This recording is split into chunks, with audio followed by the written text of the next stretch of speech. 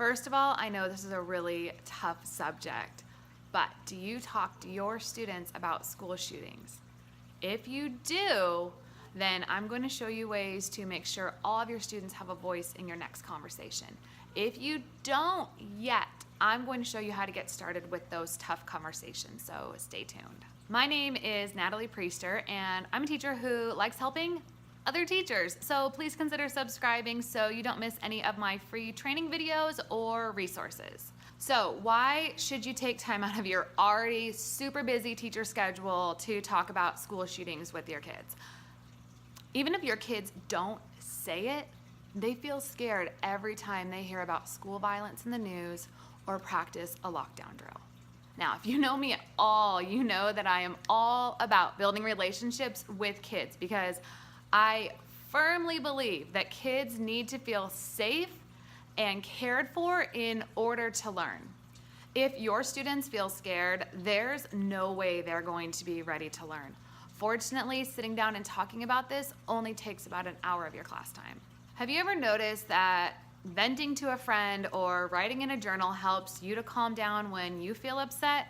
Well, that's because your brain actually calms down when you put those crazy emotions into nice, concise words. And you can help your students to develop this same skill. Now, one of my favorite strategies for talking about sensitive topics in my classroom is something called a community circle, but you might have also heard it referred to as a proactive restorative circle. That's like the fancy name for it. Basically, in a circle, your kids sit in, you guessed it, a circle, and they pass around a talking piece. Now, whoever's holding the talking piece is the only kid who gets to speak. And this gives every single kid a chance to speak their opinion and be heard by the other students. In every episode of Natalie Priester TV, I create a free resource that you can download and use. Today's free resource is called Getting Started Talking About School Shootings, a 6-step guide for teachers. Now, to get this, you can look down below and I put the link to the documents posting on my website. So go down, open it up. If I were you, I would pause the video, click, click, click, open another tab, and then follow along as I am speaking so you can have your plan ready to go by the time you are done watching this video. Let's get started with this plan. Are you ready? First of all, you need to check your emotions. You are the adult in your classroom. This is not the time for you to get teary-eyed or angry. Your students need you to appear confident and calm so that they feel safe. Next, find a news article about school shootings. Go on one of the sites that has news resources for teachers and find one that is unbiased and written at your students' level. Tell your students you're going to talk about school shootings so they can get their minds ready, read the article, and then follow up with an emphasis on comprehension to make sure that they understood the article. Then move forward to talking about feelings. This is the time for that circle I mentioned earlier. So here's the prompt you use. How do you feel when you hear about school shootings? Again, it's how do you feel when you hear about school shootings? I like to post a sentence frame. So my sentence frame for this would say, I feel blank because blank. Conduct your circle, encourage everyone to participate. But remember, keep your emotions in check. Have a very prepared response so that you can focus on listening to your kids. It's not their job to listen to you. You want to hear what they have to say. You're the grown-up. After, discuss your school's safety plan. Remind your students of their job during a lockdown drill or during an emergency. Remind them what they need to do during that time.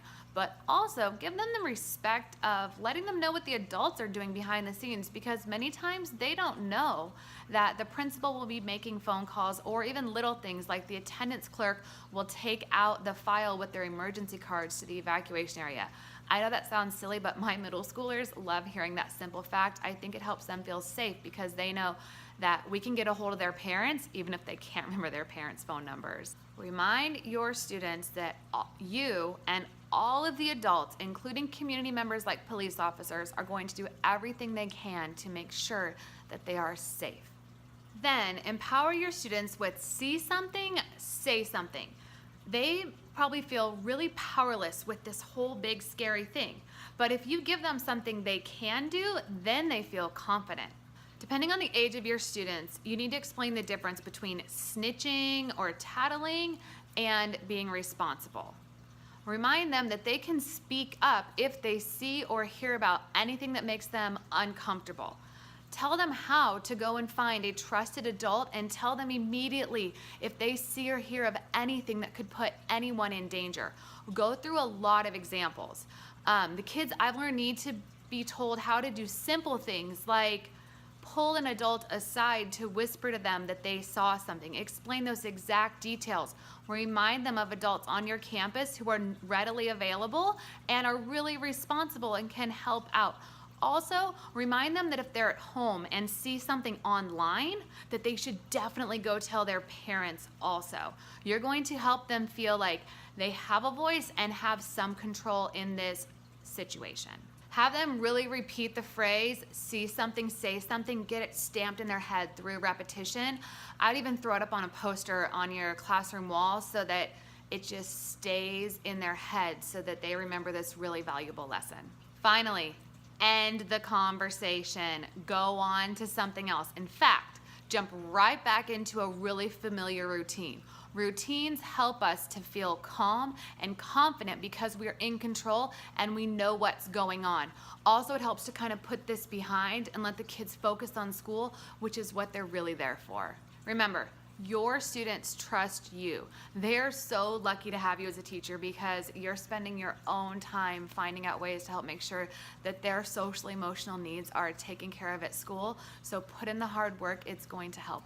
If you didn't get a chance yet, please remember to go to nataliepriester.com because I made that copy for you of the guide titled Getting Ready to Talk About School Shootings, a 6-Step Guide for Teachers. Now it's time for our question of the week. How do you feel during a lockdown drill? Leave your response below in the comment section. While you're there, if you have any other questions or comments and you want a response from me, please also write that down there and I will be sure to get back to you. I really hope that this video has helped to prepare you to talk about the tough conversation of school shootings with your students. If you like it, please consider, well actually if you love it, please consider sharing it with other educators through the share button. Thank you for listening.